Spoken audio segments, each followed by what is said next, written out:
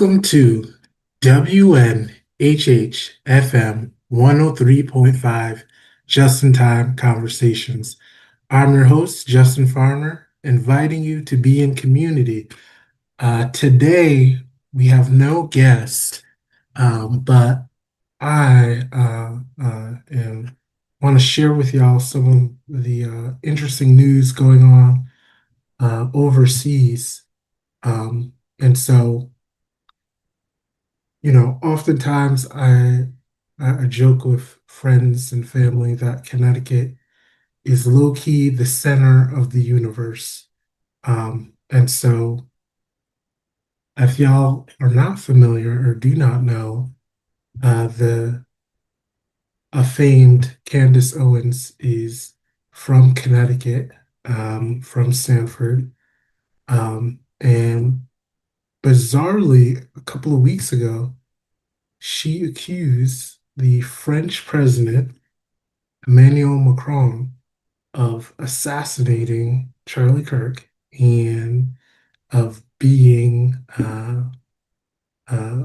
part of a deep state in France to suppress uh, people's points of views. So, wanted to get into it, talk about, what there's a big push right now by Macron to limit social media, to limit uh, what is perceived, conceived as fake news, and very much um, the US government is very much influencing that conversation. And so, we all have had conversations, especially over the holidays, right? We're all having these conversations about what is newsworthy, what is appropriate. Um, and so France right now, Macron has pushed that independent agencies should be made separate of the government, made up of news organizations, should be vetting and rating what is legitimate news and what is commentary. Um, and so there was a lot of pushback from people on the right in France. Um, and so, big publication in France is France 24 news channel. Um, and so there was an article at the beginning of this year where TikTok influencers were pretending to be France 24 newscasters and had depicted themselves as if they were newscasters, and they had made viral TikToks that look like legitimate news publication, and it caused quite a stir. Um, and so, the big takeaway from that was that this is getting out of hand. But on the right, you had um, basically the Rupert Murdoch of France. You have um, a right-wing financier who owns several of the newspapers. He owns most of the media organizations uh, in France, by the name of Borrells. Um, and he sort of $8 billion, right? And so he was pushing a lot of these fake stories through his network. And so it really raises a question of like, who is who gets to be the judge of, what our news should and shouldn't be. I personally think, right, um, we're seeing it all over where billionaires are coming in, influencing what people see, how they see things, what they react to, right? We're seeing this here in the US, the attacks on PBS, the attacks on public radio, right? Public broadcasting. And then the very negative effects that has where you don't have the ability to have local commentary. Um, and so this is right. This is a unique issue. Um, it's a unique issue, but it's an issue that is a global issue. Um, yeah. The I think the last that I was looking at on NPR that you have some stations that are losing somewhere up to 80% of their funding due to the cuts that the Trump administration made to public broadcasting, right? And it was because there's too much of a left bias. Um, and it's interesting to have those conversations when we say that people's opinions, dialogue is so important. Um, and you have vetted programs, you have programs that have factual information, but because people are offended, um, we we want to limit who has access to them. And then on the other hand, you have people's opinions that are opinions and not facts that get highlighted and elevated. Um, so yeah, for those of y'all who are just joining us, you're listening to WNHHFM 103.5, Just in Time Conversations. Um, yeah, well, there has to be a a way for us to limit what is considered news and what is considered commentary. For the longest time, you've had syndicates and publications get away with sharing their opinions um, and peddling it as news.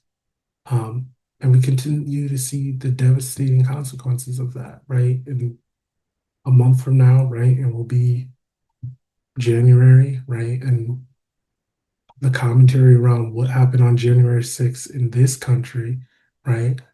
Or the commentary, right? Uh, around, Brazil's January 6th uh, will come up. And it's just like, we got to do better. So I was really, really interested in what's going on in France. Um, One of the big things that's happening in the next uh, 5 months, they're going to have their presidential elections, and it could possibly shake up France's uh, it could shake up France's elections, right? Um, Harry Droz said media is completely different from factual news. The problem is you can tell the difference anyone on the left. I mean, I, I guess that is true to a degree. But I mean, there's a big distinction, right? Like all publications are going to have a bias one way or another, right? Whether a left bias, right bias, right? That's fine, right? The way people interpret things, the way that people see things, um, that's not a problem, right? Where the problem becomes is when we take factual news, right? Um, and then manipulate it, right? Um, like for instance, right? Like I would never argue, um, right, that Democracy Now, for instance, doesn't have a left bias, right? It definitely does, right? It definitely does, and that's not necessarily a problem. Um, it's not necessarily a problem because they fact check their facts, right? And they make sure to put out legitimate commentary, right? The same way that, there are people who, right? There are people who I disagree with on other publications, right? But they, factually report the news, um, right? For like you have Chris Wallace, right? Fox News commentator. I There are views and commentary that I disagree with, um, but for the most part, right? As a journalist, the viewpoints are from a a grounded uh, perspective, right? Where it's just like here are the facts, here's how am I interpreting them, right?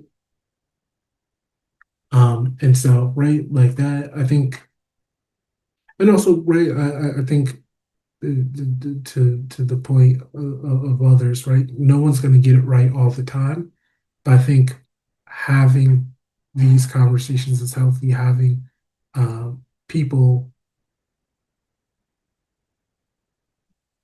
do the due diligence of fact checking and doing the diligence of trying to get it right is important. Um, so the big elections are coming up in France in about 5, 6 months.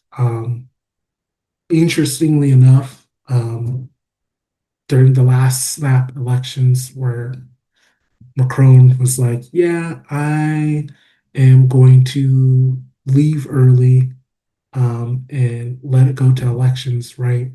You had a coalition of folks on the left, um, coalitions who were center left, um, and you had people on the right, center right, and then you had the far right.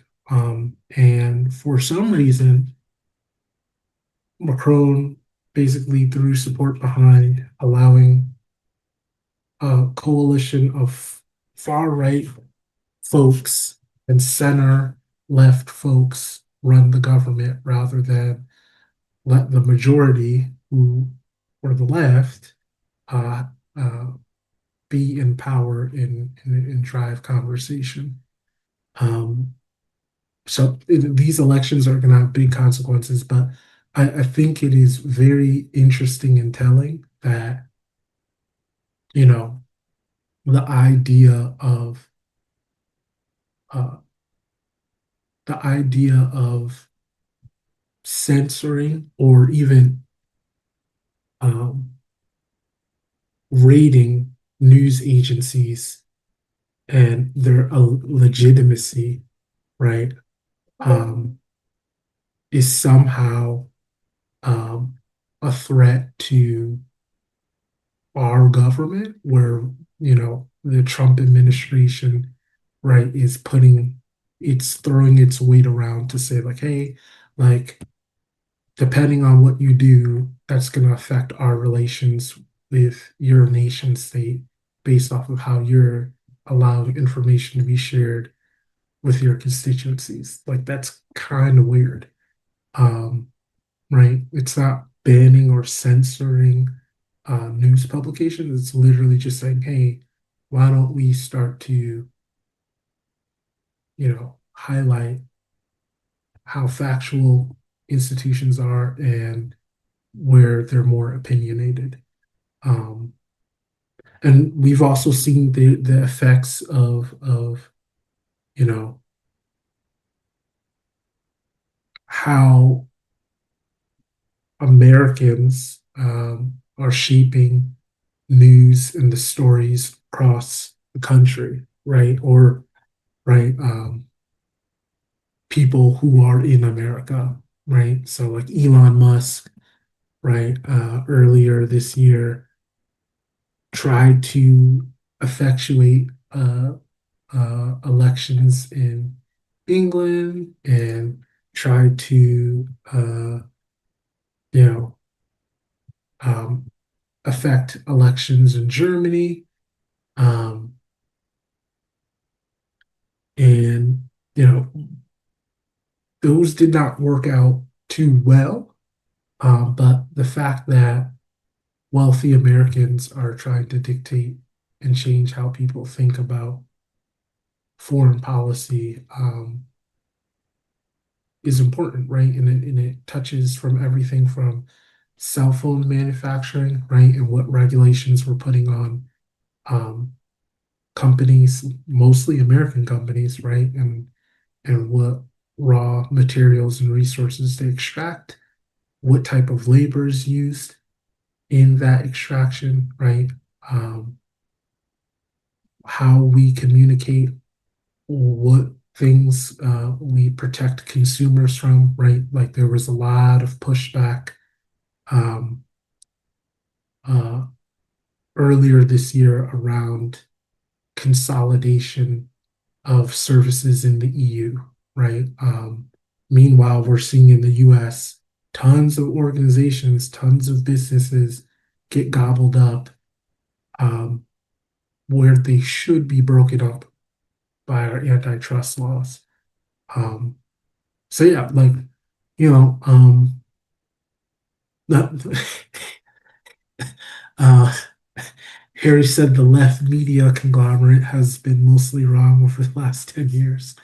I mean, fair enough. I, I mean, I agree with you, but not for the same reasons you're saying.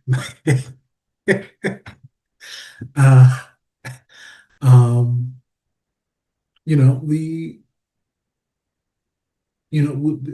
we saw a generational shift around um, a conversation around news and around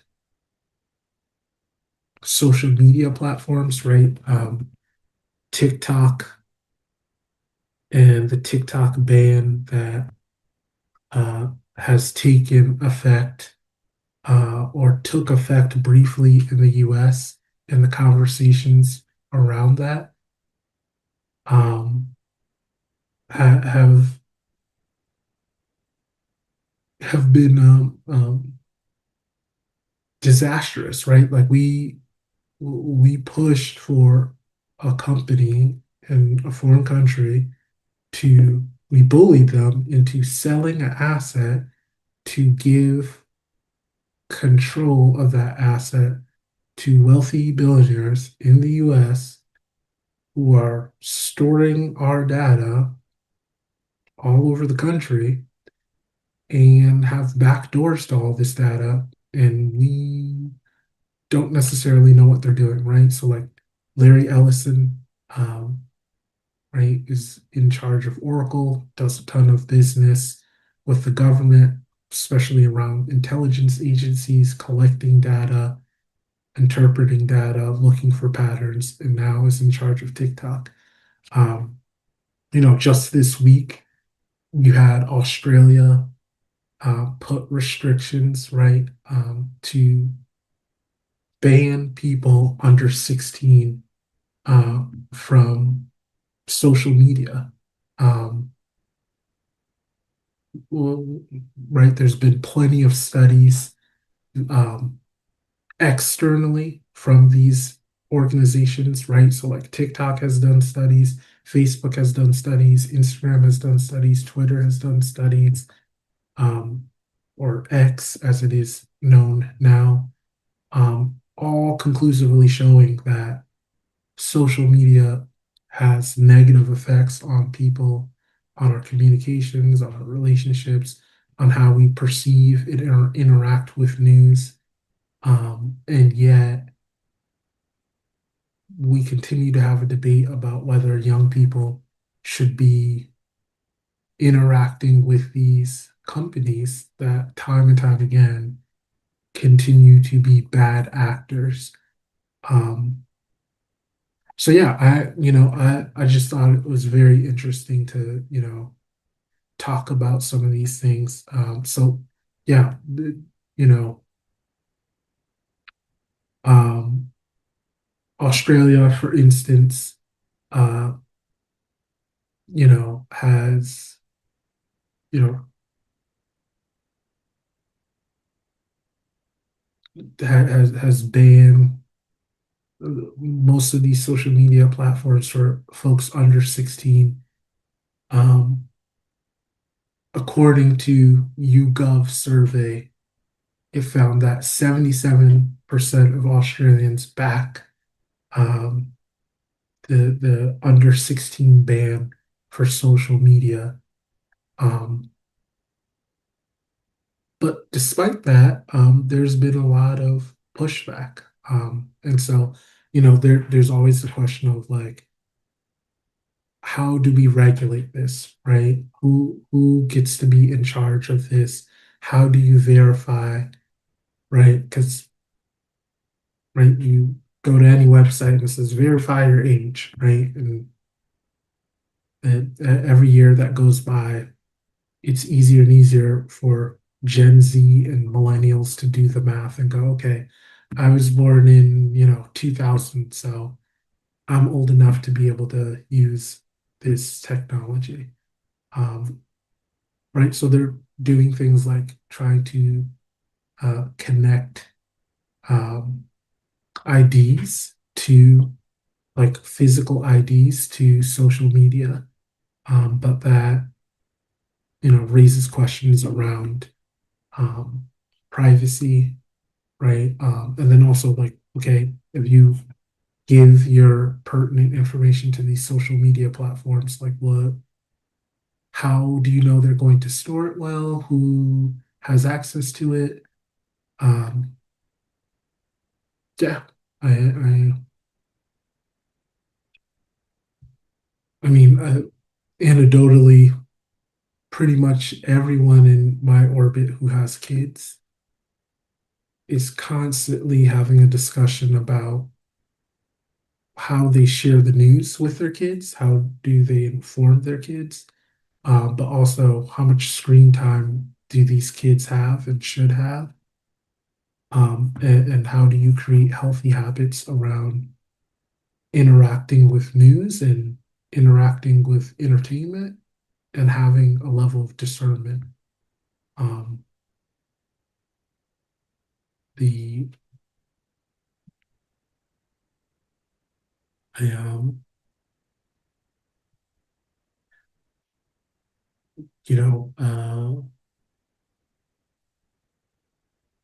the um, you know the the Pew Trust uh, this year back in September did a poll and found that half of adults in the US said that they get a decent amount of their news, right? Get most of their news from social media. Um, and when you have segments that last 5 minutes or clips that are parts of segments, right, that get thrown out into the ether, it's very easy to have things manipulated, miscommunicated, um, or underreported. Um, I mean, I assume, right? All of y'all who are listening to us on WNHH 103.5 FM are avid readers of the New Haven Independent, a great local publication that shares stuff going on in the New Haven area.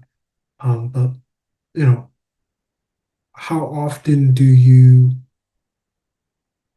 think about where you're getting your news from and who's it's coming from? And how often are you thinking about news outside of your immediate area, uh, or thinking about national news, right?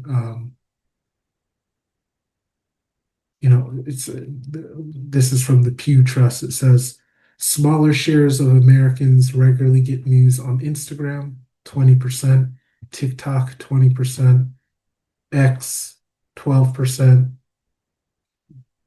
and then Reddit, 9%, Nextdoor, 6%, WhatsApp, 5%, and the rest are in the low percentages. Um, but yeah, you know, none of those social media platforms are really long form publications, right? Like the X,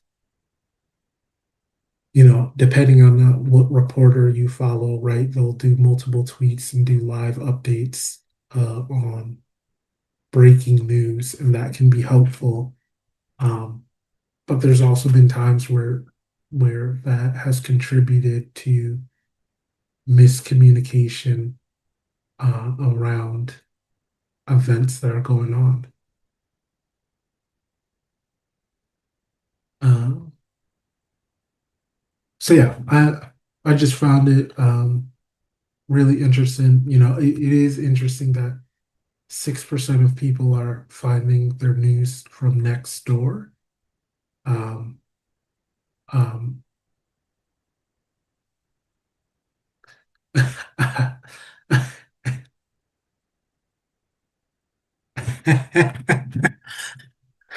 the I mean, uh, here he says, I work right in the middle of the left lunacy. I walk in the bubble in the morning and exit the bubble in the afternoon. The bubble, I assume, here is talking to is probably the Yale bubble. I hear you on that, right? The number of conversations I've overheard where people are like, yeah, that person's 27 and they've already made 10 million. I hope I make 10 million when, I'm 27. And I'm like, y'all live in a different universe, right? Because the other people walking by you will not make $1 million in their lifetime, nor do they have the expectation that, they'll be working for Goldman Sachs or be, you know, uh, you know, working for Exxon or whatever other company to called baby seals to make millions of dollars. Fun fact, the average person, right, does not make quantitatively over their lifetime of earnings, does not make 1 million until they hit their mid to late 50s, 60s, right? So got people talking about making multi-millions. Meanwhile, at a third of the age that most people would get there after family, kids, responsibilities, right? So yeah. Um, I mean, I can only pray and hope that I can be rich like Comrade Bernie Sanders, um, who has multiple homes and book deals and speaking gigs and right, like one can only hope, but like I'm not salty over people having money. I'm salty over, people spending their money to influence how we communicate, how we talk, how we're in community and relationship with one another. Um, right? When millionaires are fighting billionaires, right? Macron is worth anywhere from 34 to 50 million dollars, right? Richer than the average French person, richer than the average American. Um, and he's like, yeah, the system is rigged. And like when a billionaire owns everything, right? Like it's hard to do good governance, right? And I ideologically wise, I probably disagree a lot with Macron on policies, right? But it's just like, yeah, like, right, too much money is affecting how we communicate and how we get together. Um,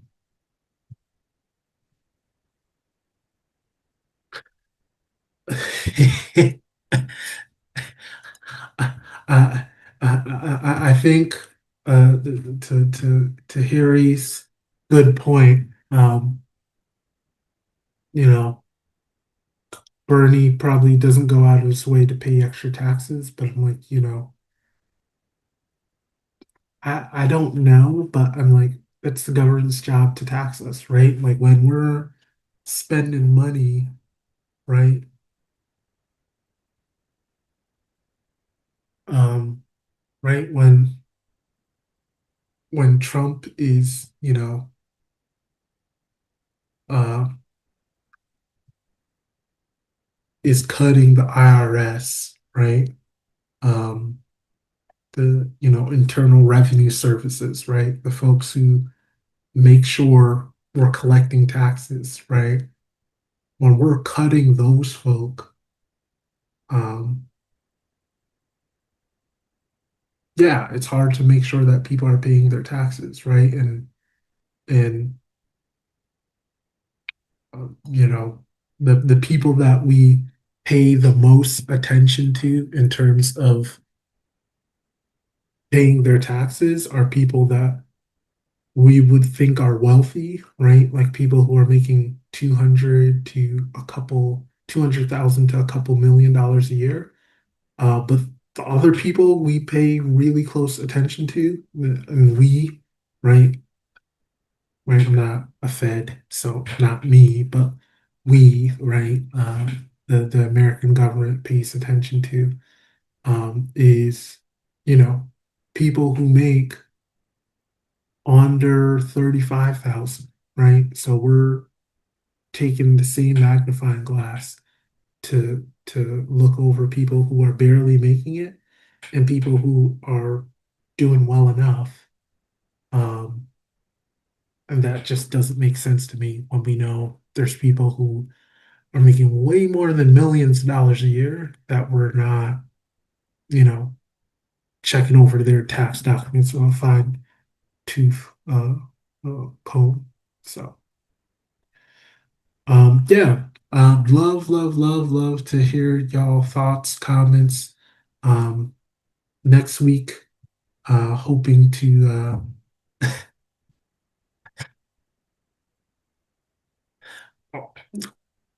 top 1% pays 40% of the taxes. I'm not sure about that, but let's say they do. How much of the revenue are they bringing in from the capital that they're exploiting from people working? I'm sure that GDP is worth more than 40%. Um, right? But yeah, I'm excited next week.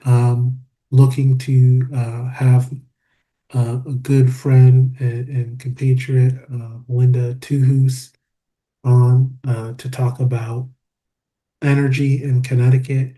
Um, a couple of elders in the climate movement were arrested. So really excited to next week to have her on and talk about,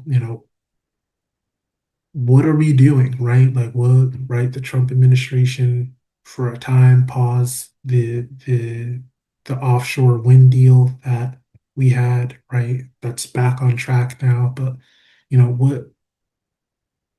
what is our energy goals in this state? What is our energy infrastructure going to, right? Like the burn plant that was shut down in Bridgeport, right, is opened back up to provide surcharge energy to New York City. Um, you know, the Killingly plant idea that was killed a couple of years ago. The idea was to send electricity up to Massachusetts and Maine. And now, the governor is pushing for us to be in the race to the bottom on you know, quantum computing. And so, looking forward to having some of those discussions, to cutting up, to be in community with y'all. Um, but until then, safe travels, happy holidays, and let's continue to plant the seeds of change so that we can grow together.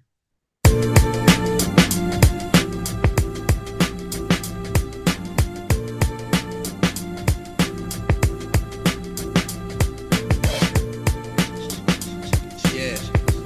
Yo, what time the plane leaving? Alright. See you at the airport. I'm